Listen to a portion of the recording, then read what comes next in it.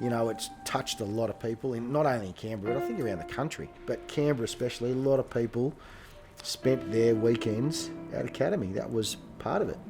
It was part of the culture and part of the environment and part of the music scene.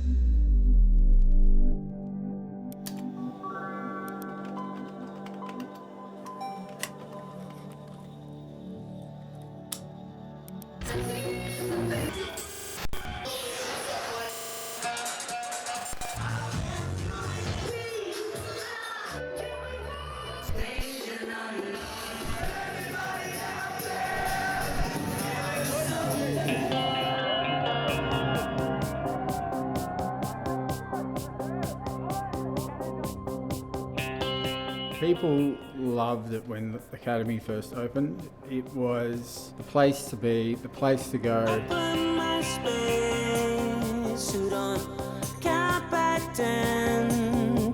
There wasn't a super club in Canberra. Canberra had never seen anything like a super club. When you go out there and say, hey, we're giving Canberra its first super club, that's going to set some expectations from people. You know, it's a bit like getting a new car. You know, when you get a new car, everything about it is exciting. It was a club that had spent millions of dollars in fitting out. So there was a lot of hype around it when it first opened. So that kind of fed into the excitement. Obviously, an opening night was mayhem. And there being like a line up around the corner past Greater Union. It was really exciting. And it was exciting because you kind of figured that it was a milestone for the evolution of Canberra.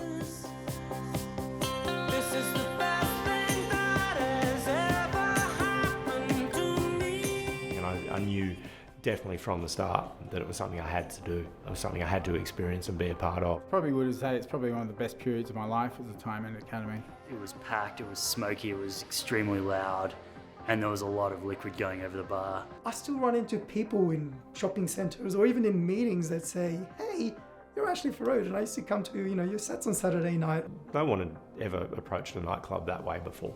No.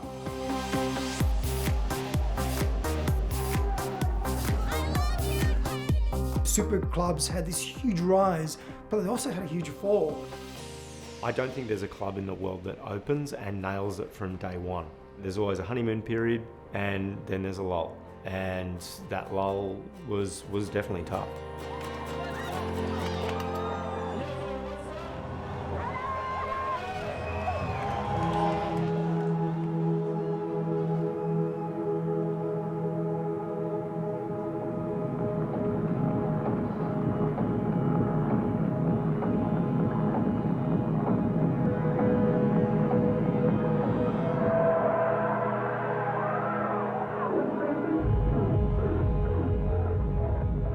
I believe the new owners of the building will be announcing things in due course as to their plans for the cinema space, but I believe it will be a nightclub. I would prefer to see it blown up. It's not only a cinema, it's a social space, and so the Canberrian is part of Canberra. I mean, it's by now, after 37 years, is part of the heritage. The idea of this icon of cinema being closed down was a bit of it felt like a loss. It was almost a tragedy by some, because it was the last sort of independent cinema in Canberra. I was a film buff. I'd studied film theory and I was on the board of the ANU film group. I was very into classic cinema. And I actually went to some of the screenings in the last month or so before closing down. They showed a whole heap of their classic movies, and it was all kind of tragic at first.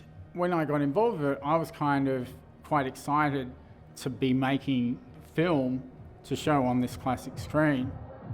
An old friend of mine who I actually went to school with reached out and said that there was some plans to open a pretty ambitious venue. Yeah, as soon as I kind of got an idea of what the scope of the venue was likely to be, it was pretty much something I couldn't say no to. I just actually only noticed that today, so... How it started was the business partners, well, soon to be my business partners at that time, had bought the building, which was the old Canberra Cinema. There was no tenants in there, so then they got a consortium together and decided on a nightclub. I think Chris Fraser had a big input in that with a couple other guys. And I really was able to kind of help craft the whole concept, basically. From starting with the name through to coming up with, okay, how are we going to theme the nights? How are they going to work? And then how are we going to go about marketing that? That was a lot of fun. Oh my God, he's changed the background. I worked out a system and combined sort of systems to do the visuals and lighting at Academy to try and help create that sense of event. When the club opened, we actually kept the original silverback cinema screen, which is where the term silver screen comes from. And it felt, this place had been such an iconic film screening place, and to be playing movies and bits of short video, which I thought of it as just an extension of filmmaking, was a very exciting for me.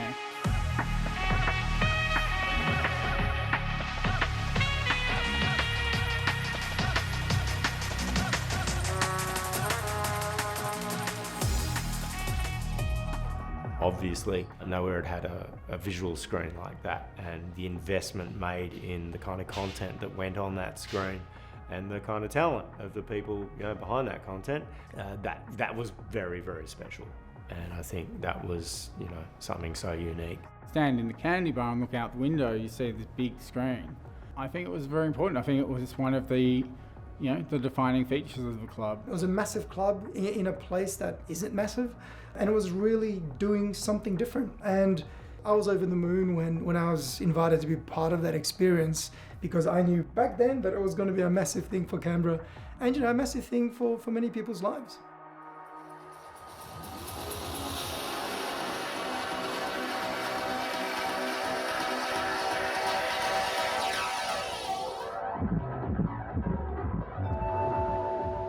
I first started DJing in the, let's say, late 80s, and seeing the evolution of Canberra's dance music culture was really exciting.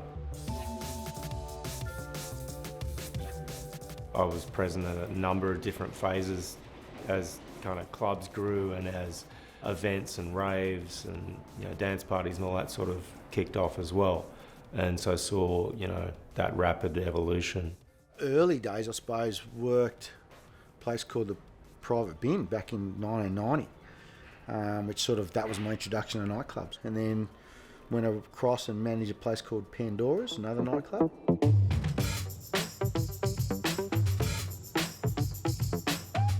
Canberra's always had a really strong kind of dance music culture, DJ culture as well. Guys like LD Glove and Goldfinger, they were the kind of standard bearers when I was a kid. Roger Ramjet, who gave me one of my first ever gigs. There was a number of venues that were really the kind of focal points for dance music culture. Heaven's obviously one that most people are familiar with, which was an amazing venue. I had my first gig in the year 2001. It was like my first kind of proper gig, and it was in an infamous nightclub called Heaven. Sylvie, who was behind Heaven, was, just an absolute kind of icon of the scene. Guest DJs playing at Lot 33, even Red Room in Garuma Place was a really good spot. DJ LD. I got involved with Academy through Sok Kochinos, who was one of the founding partners of the club and really the driving force behind it. I was working at Trinity Bar in Dixon at the time. He asked me to come on board to be one of their bar managers. And Mooseheads had just recently burnt down, so the city was in need of another big club. You can go back 20 years and there's a whole bunch of really amazing DJs and artists that probably most people have never heard of that laid the foundations for what was to become dance music in Canberra. I think the difference where there's kind of maybe a line that you can draw with Academy is that Canberra had never had a venue with that level of production. We'd never had something that ambitious.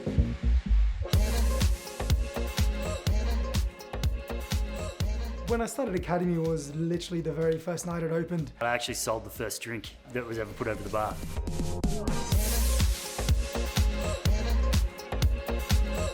Interestingly enough, when the club started off, it had a bit of an upmarket, if I can call it that, feel about it. I think it was high cover charges, like big cover charges, high standard dress rules. We have this high-class really premium, well-marketed, one of the top venues in Australia, opened in Canberra, it was just blew everything out of the water, really.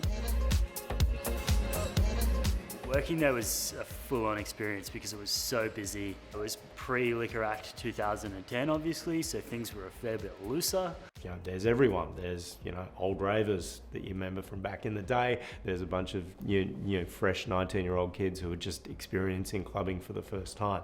So that was kind of a really exciting melting pot. The mood at the time was before social media.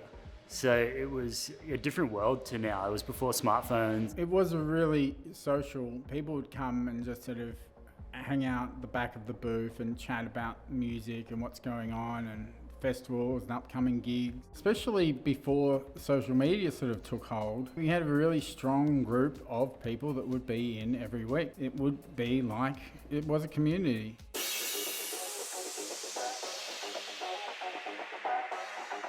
A lot of the technologies were only starting to come of age while I was at Academy. Academy kind of bridged the vinyl to CDJ evolution. No, this party ain't the kind of dance slow. I realised that, I started off obviously carting in records in there and, playing a 2-hour set with records, you'd get through them pretty quickly and then you need to get some more and they're really expensive things. It was a very different time for DJs and dance music and clubs in that records, they just weren't that accessible. If you wanted to hear it, you had to go and see that DJ play the record. And then, we kind of moved on to CDs and then, I ended up with this gigantic fat wallet of 500 CDs that I used to just flip through because they were mostly singles. I ran a record store for a number of years. A lot of the time, guys would come in and try and buy every copy of a record so that they had exclusivity over it. And it was very competitive. I produced my own stuff. I'd get remixes from friends sent to me. So it was actually by far more exclusive. And I don't mean that in any kind of, elitist term. I just mean exclusive, that it was much harder to get particular songs. And once you had them, they were like this piece of gold. Come on, girl, shake it up. Let's take the dance floor, break it up. People jumping their hands high, raise it up. I don't really fuck with the ones who think the bump. I stay making high. So because dance music was becoming so popular and because the VJs were kind of part of that scene, it was the right time for the technology to become a lot more accessible and easier to use. That's why we saw the growth of the VJ really sprout in that mid-noughties.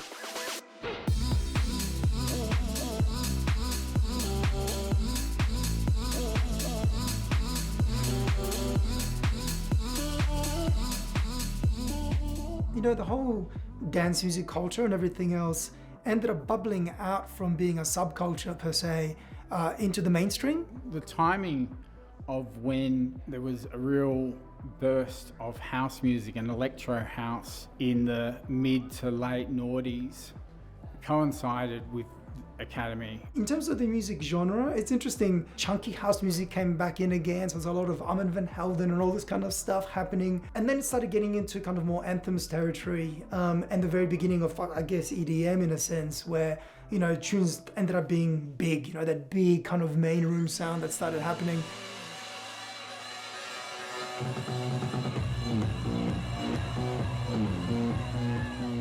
We started Kicks Entertainment in 2007. And that's when festivals were really just starting to ramp up hard in Australia, and it was pretty crazy. Like, we were booking all kinds of different artists, and we grew foreshore from, 7,000 to around 20,000 people in 5 years, and it was a pretty wild experience. And we're promoting at the club at the same time. What events in Canberra and festivals look like now, it's kind of pretty dizzying when you see that evolution of culture. Academy became the central point for that scene in Canberra.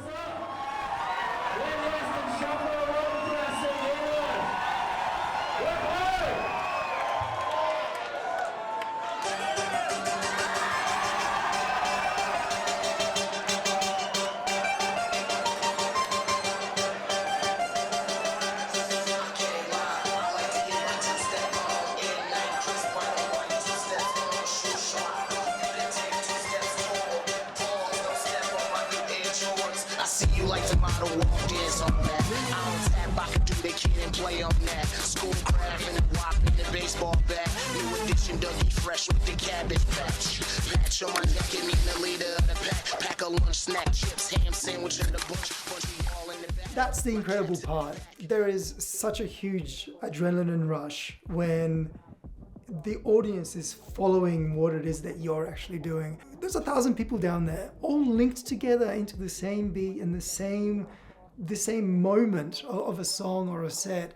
It's pretty incredible. You know, selling out Academy based on, you know, your own headline show kind of thing. Yeah, it was like, wow, I guess, you know, we're doing things, or you know what I mean? We're doing something that's meaningful to your home crowd. It was crazy, but it always felt like we had such an amazing scene down here, and so many great artists have come from Canberra who ultimately probably had, you know, their career started in this local superclub. Those resident nights where you have a familiarity and an intimacy with the crowd week on week, and you can develop records with that crowd and introduce them to new things and see them grow to recognise music. That's probably the most important part of it for me.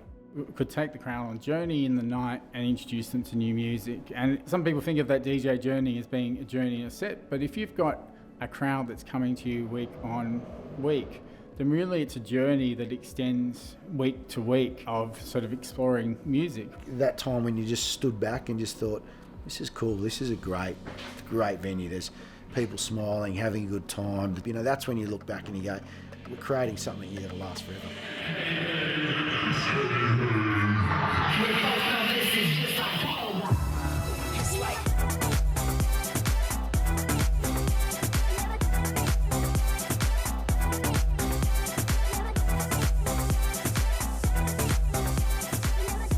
But if you think of the acts that were being brought in by either the Academy itself or the promoters that were working with it from around the world, there was like who's who. Like if you really loved some big act somewhere, with enough time, that end up being Academy. That's the cool thing about it. One of my favourite shows was Fake Blood, where we put hundreds of red streamers from the ceiling and really made the place look amazing for that night. And there's two guys playing upstairs, residents in Hugo's, which were Sneaky Sound System. And I remember having a conversation with Chris that we needed to get these guys to Canberra. Years later, they were in the club, and it was probably one of the biggest nights.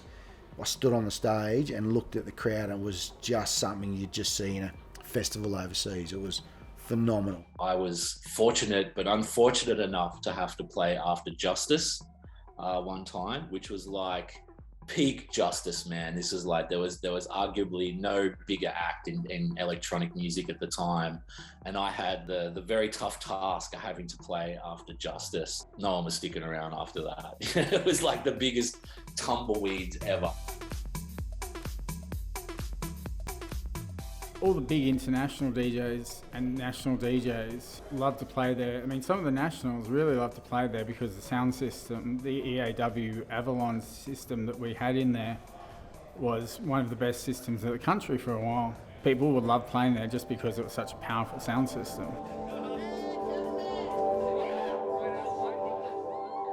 Academy went through its hard and good times like any other venue. It started off as this kind of glamorous place where people with money were meant to come down there and be drinking champagne every night, and it became pretty apparent pretty quickly that that market didn't really exist, and this was a city full of uni students that wanted $4 drinks and vodka Red Bulls. We're here to party, that's about it. Pretty good. Are you loving it? I'm loving it.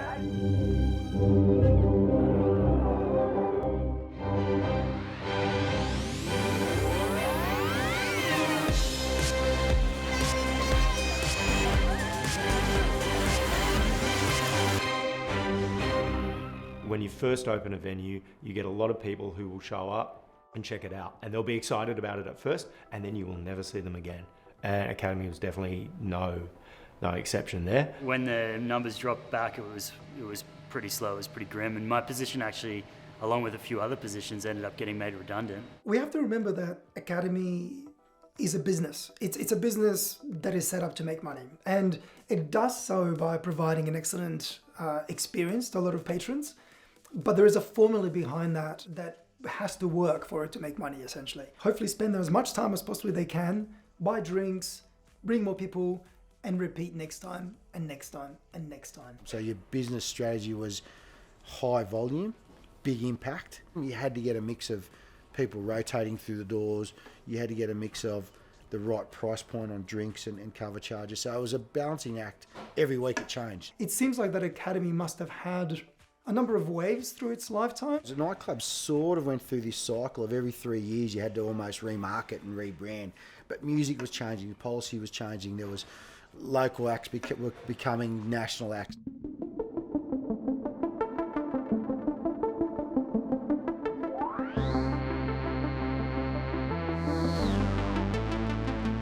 When we got back involved in it, me and my business partner, the place was losing money and it was pretty grim.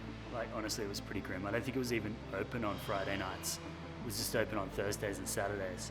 And we really took it from a loss-making exercise and turned the place around. But from a marketing and from a talent point of view, we really put a lot of work into that place. By investing back into its residents, rather than trying to put on big acts every single night, even though that was a longer process, it really worked in terms of building, once again, the atmosphere, the identity of that place. Acts come and go, their style comes and goes, but the local guys that were there can read the crowd, understand the crowd, knew what happened the week before. So having those local guys just held us in stead for the next 15 years. Yeah, and we had to get as creative as possible, and we tried all kinds of different things, and that was a lot of fun in itself and a great learning process. Retro video discos and 3D visual nights and all kinds of crazy stuff. Had a lot of fun doing it. Personal favourite for me was doing Academy 3D, creating a visual focused night, 3D visuals, putting together and organising the phone parties. They're loved and notorious for how messy people got.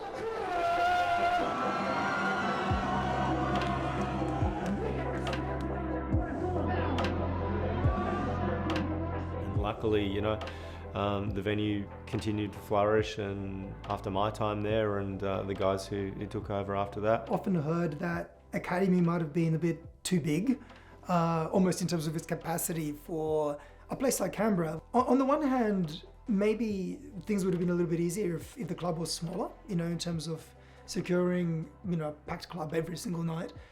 But the truth of the matter is, I think Academy was aiming to be bigger than that, and somebody has to lead. And the fact that it had its size and all the rest of it was part of that desire for Canberra to be really put on the map as far as, nightclub culture goes. I'm actually quite thankful that they decided to go that big and try something different, because everything else would have been safe while this wasn't safe and was really trying to make a statement and impact. In many ways, I think it was absolutely perfect for Canberra to have that.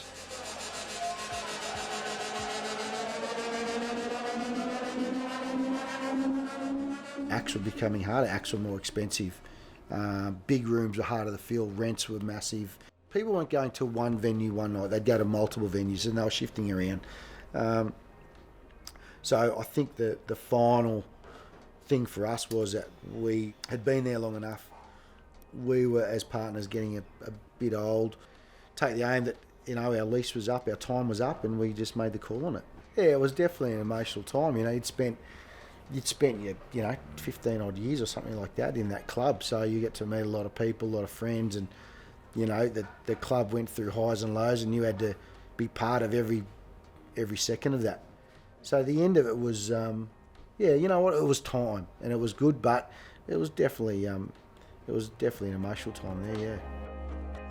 To be a part of that closing night was something very, very special. Just playing a few records just to say, thanks for everything, Academy. It's been great. Yeah, it was really, really awesome. It was probably one of the biggest nights we've had. It was amazing. It was, anyone that had been there from the age of 18 to 35. So it was a good mix of people that got into into the club, and I think it was, from an atmosphere, it was probably one of the best nights we've had ever. That's the COVID clubbing experience.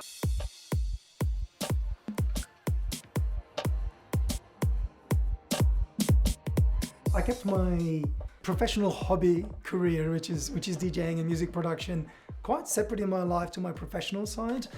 In some way, kind of almost embarrassed of people knowing, in my professional corporate job that I was a DJ, because at that point everybody thought that all DJs do was take drugs and play in nightclubs, and I was like, oh, it's actually not true, and I don't really want that mixed up with everything else that I do. But what was really interesting about that is, as my life kept on going on, and as my kind of work kept on moving on, and even though I finished that academy, to this day, I DJ practically every single weekend and still do a lot of other gigs.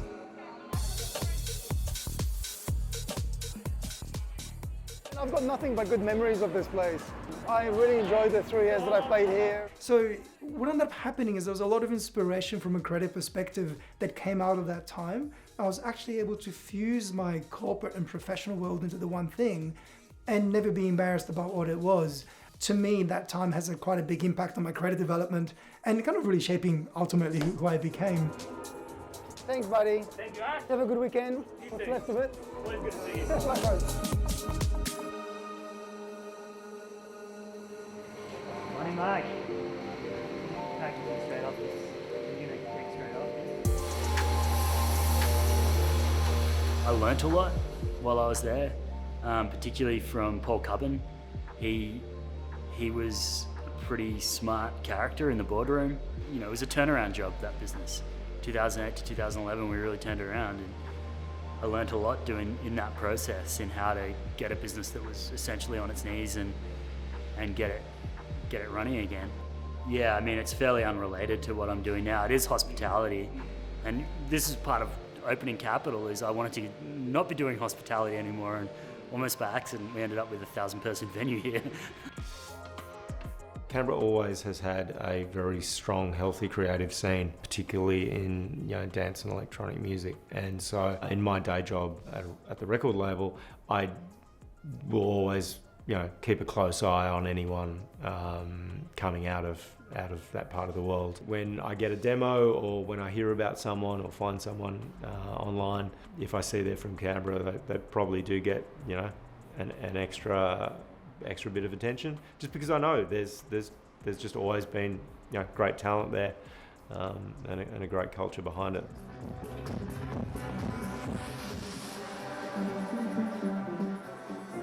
First time I played a gig interstate was because John Course had seen my visuals at the club and wanted me to come down to Melbourne to do some visuals for one of his acts down there with Andy Van. And if it hadn't been for Academy, I would never have got that opportunity.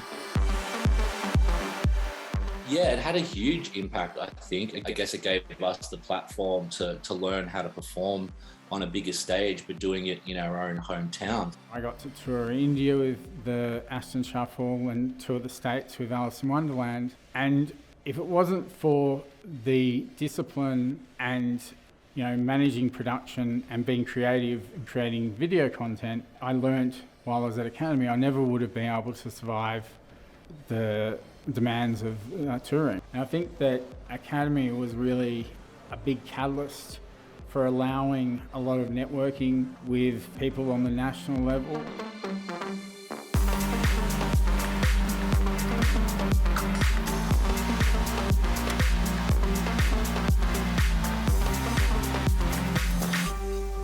Culturally, I think it created a hub and a focal point for creative people in Canberra. Yeah, a lot of venues are a magnet for creatives and people with talent, and Academy was no exception. It's touched a lot of people, not only in Canberra, but I think around the country. But Canberra especially, a lot of people spent their weekends at Academy. That was part of it.